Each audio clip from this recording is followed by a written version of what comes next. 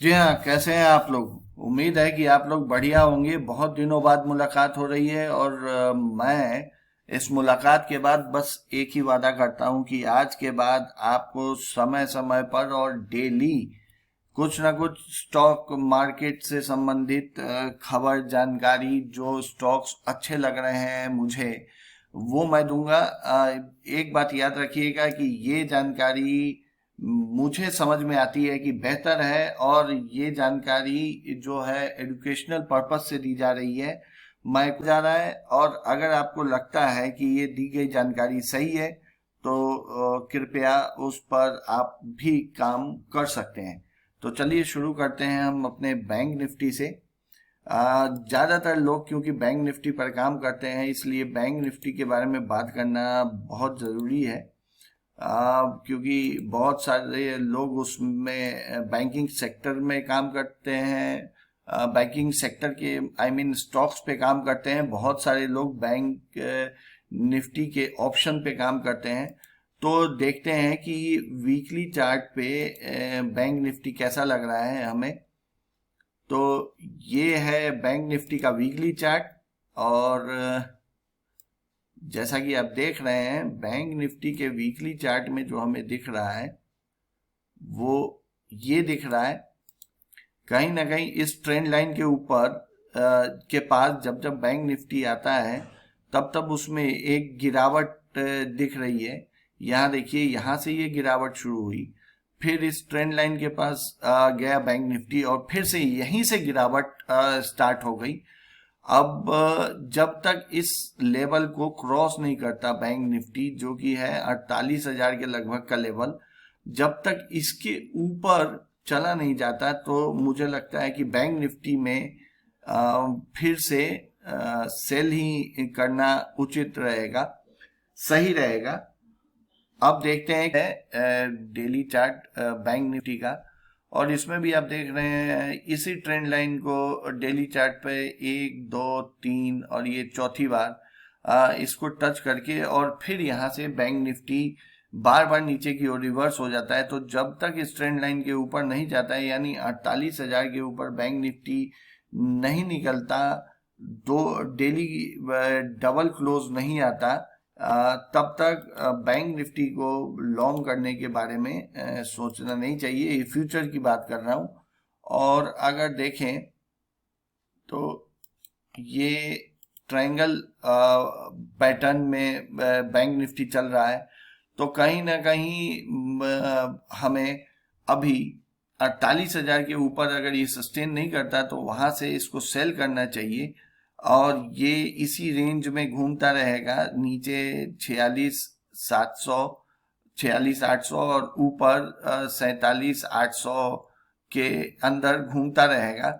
और उसके बाद ये जिस तरफ भी एक घूमेगा, जिस तरफ भी ये ब्रेकआउट देगा या ब्रेक डाउन देगा, मुझे लगता है ये उस तरफ जाएगा। तत्काल तो ये है कि हर उछाल पे बेचते रहें जब तक ये 48,000 के ऊपर क्लोज ना दे दे, तब तक बैंक निफ्टी को हर उछाल पे बेचना चाहिए। अब आइए देखते हैं कि निफ्टी में क्या हो रहा है। तो निफ्टी के चार्ट पे ये है, ये अभी मैंने ड्रॉ किया था।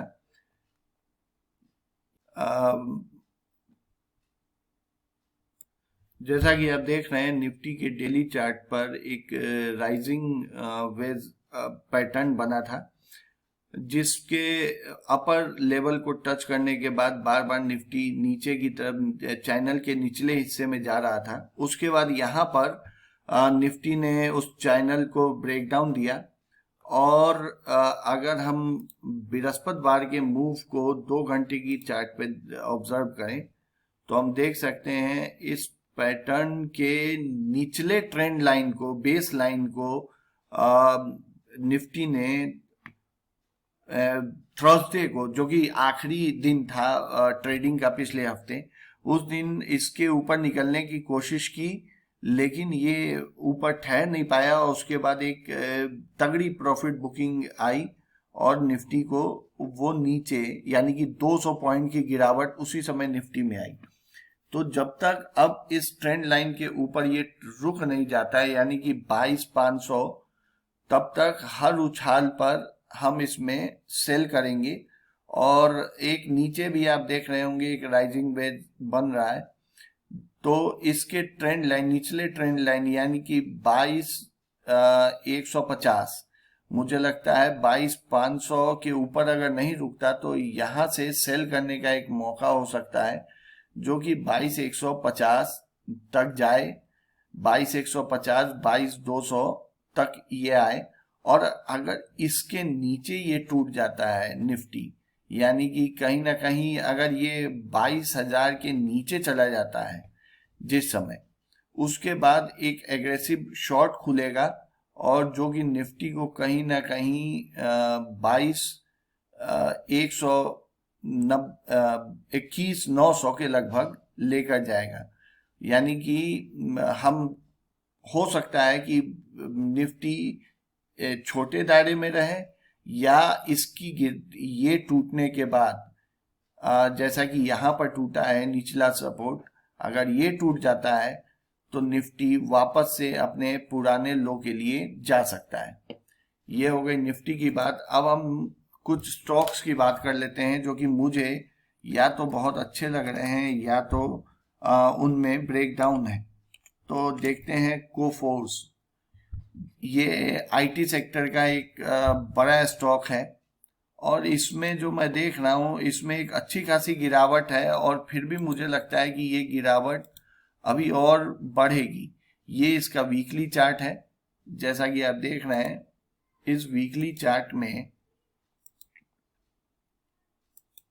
अगर आप ध्यान से देखें तो इस वीकली चार्ट में ये लेवल था जिसके ऊपर, माफ कीजिएगा, ये लेवल था जिसके ऊपर कोफोर्स बहुत दिनों के बाद ये निकला था, पर ये ब्रेकआउट जो है इसके ऊपर रुक नहीं पाया और उसके बाद इसने वॉल्यूम के साथ इस वापस इस जो सपोर्ट था उसको इसने तोड़ दिया है। अब अगर हम एक ट्रेंड लाइन सपोर्ट देखें तो आप देखते हैं कि इसने एक ट्रेंड लाइन सपोर्ट को भी तोड़ दिया है। तो अगर कोफोर्स 5700 यानी 5,700 के ऊपर नहीं जाता है तो कोई भी उछाल अगर हमें मिलता है मार्केट खुलने के बाद तो हम इसको सेल करेंगे। और अगर मैं 2 घंटे के में देखूं इस पर क्या हो रहा है तो इसमें आप देखेंगे कि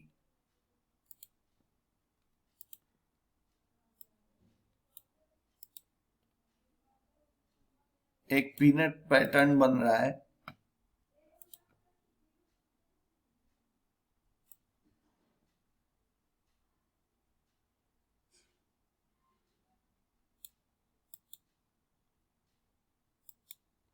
पीनट पैटर्न बन रहा है जिसका लोअर साइड में अगर ब्रेकडाउन आता है तो ये एक अच्छी खासी बड़ी गिरावट लेके आएगा, जो कि इसका टारगेट, अगला टारगेट कहीं ना कहीं हमें जो दिखता है वो है इस लेवल पर, जो कि है 5,000 का लेवल। यानी यहाँ से 500 पॉइंट की गिरावट के लिए हम उम्मीद कर सकते हैं कि कोफोर्स आने वाले 2 से 3 हफ्तों में 500 पॉइंट की गिरावट दिखा सकता है। यानी कहीं ना कहीं जब तक ये 5700 5,700 के ऊपर नहीं निकलता तब तक हम उम्मीद कर सकते हैं कि ये नीचे की तरफ 5,000 तक हमें दिख सकता है। उसके बाद एक बुलिश स्टॉक की बात कर लेते हैं जो कि बुलिश लग रहा है, वो है लार्सन एंड टुब्रो। अगर लार्सन एंड टुब्रो में आप देखें, इसको मैं हटा देता हूं और फिर आपको दिखाता हूं कि लार्सन एंड टुब्रो में क्या हो रहा है। तो अगर आप लार्सन एंड टुब्रो में देखें तो वीकली चार्ट पे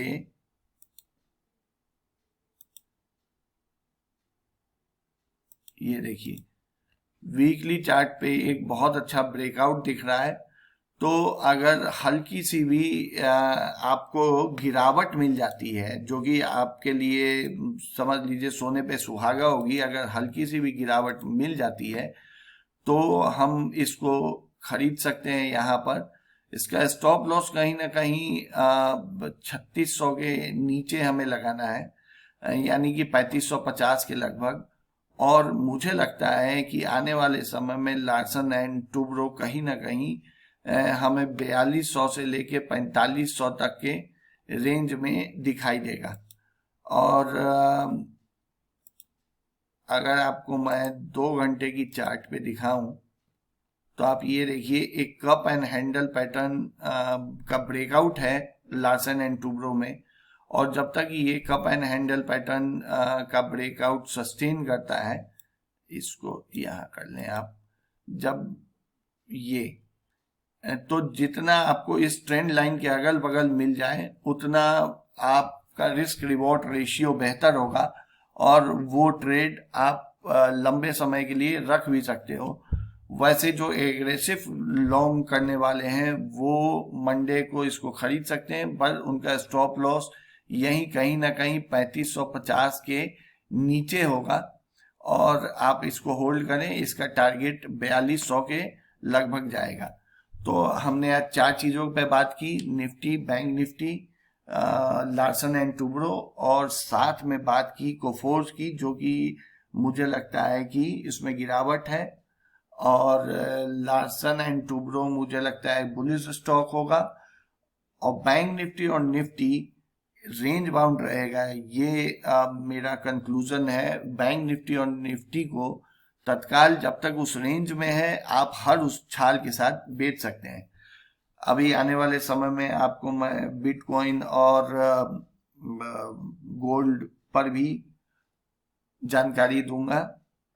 तो जुड़े रहिए और हमारे चैनल को लाइक और सब्सक्राइब जरूर करें, क्योंकि आपके दिखाए गए रास्ते से ही हम आगे बढ़ सकते हैं।